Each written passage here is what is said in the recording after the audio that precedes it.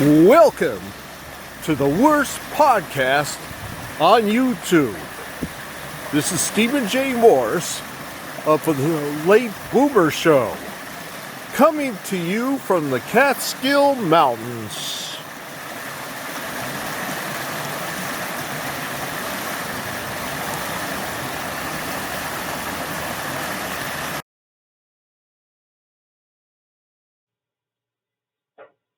Hello. Today's lecture is going to be about what the hell is the culture war. And we're going to go the story of the counterculture. Only to prove my point. Now, from the 1950s, the beatnik movement sprung another movement. And up to 1966, the Bohemian movement in America was called beatniks, the Beat Generation, all the way up to 1966. And then the news media gave it a new name, hippie. And it stuck. Nobody called themselves hippies. It was the media did. It doesn't matter where it came from. Some say it came from jazz, slang, but it stuck. Just like neoliberals or neoconservatives, it's a name given to this, well, for a lack of a better term, cult of a certain ideology that dates back to the 40s. But that was a name from the left gave to this tribe. And I have never anybody seen or heard anybody that called themselves a neoliberal or neoconservative. But same thing with the hippies. The hippies didn't call themselves hippies. They called themselves flower children, or free spirits, or the new age. So, you younger kids, the millennials and the zoomers, should understand and know the history of the counterculture movement. It eventually emerged with the political movement. It was separate. The hippie movement and the political radicals, the new left, were sort of on speaking terms, but there was no real unity. But eventually, members of SDS started to smoke weed and listen to psychedelia music. So they grew their hair long, they wore hippie clothes, and you couldn't tell the difference. Eventually, it came all together with YIP, Youth International Party.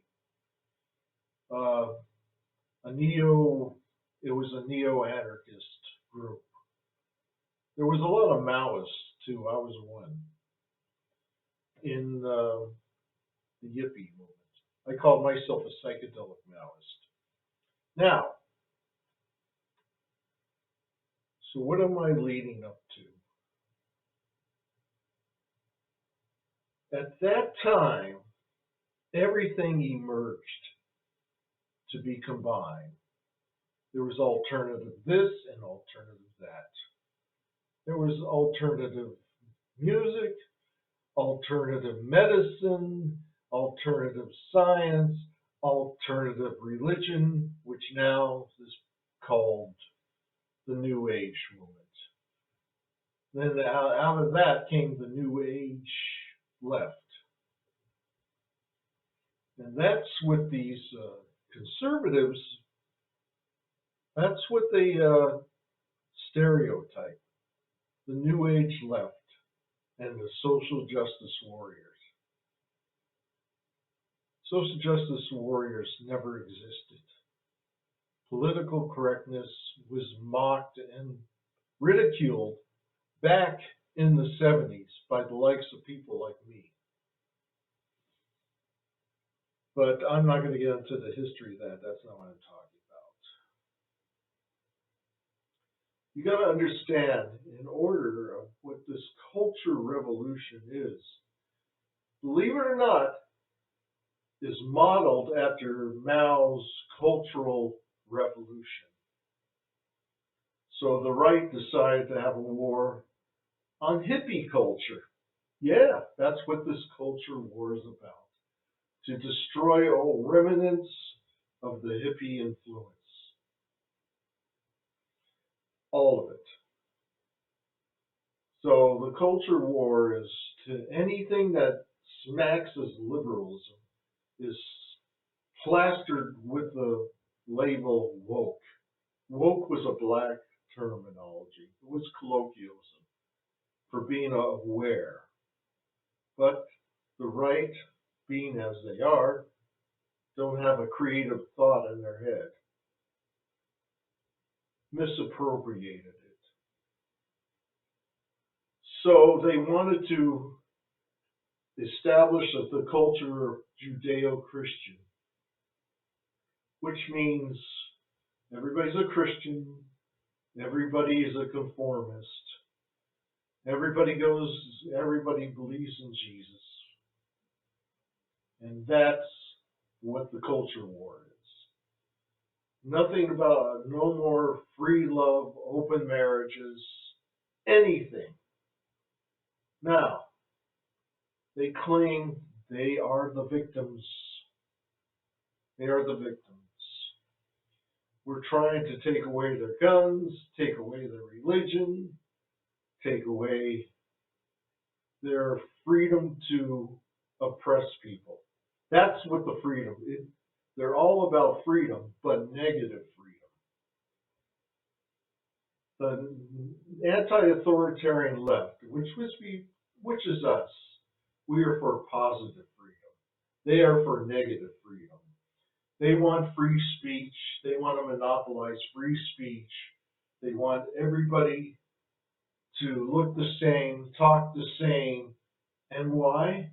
Because in the Christian capitalist country, you get the pyramid. The pyramid. Top of the pyramid is the oil companies and all the wealthy 1%. We are all on the bottom of the pyramid, holding the damn thing up. And remember, in Egypt, the Jews built the pyramids because they were slaves to the Egyptians. So, my point is, you millennials and Zoomers have to have a counter war, anti-culture war, and fight to preserve all these achievements that my generation made. Achievements. You wouldn't even have a computer if it was not for the hippies. Steve Jobs was an acid head and loved Bob Dylan lyrics. Most of the people came from the counterculture of the 60s. And that's all I'm going to say about the 60s today. I just wanted to get that off my mind. Okay? Peace, love, and the most important of all, freedom!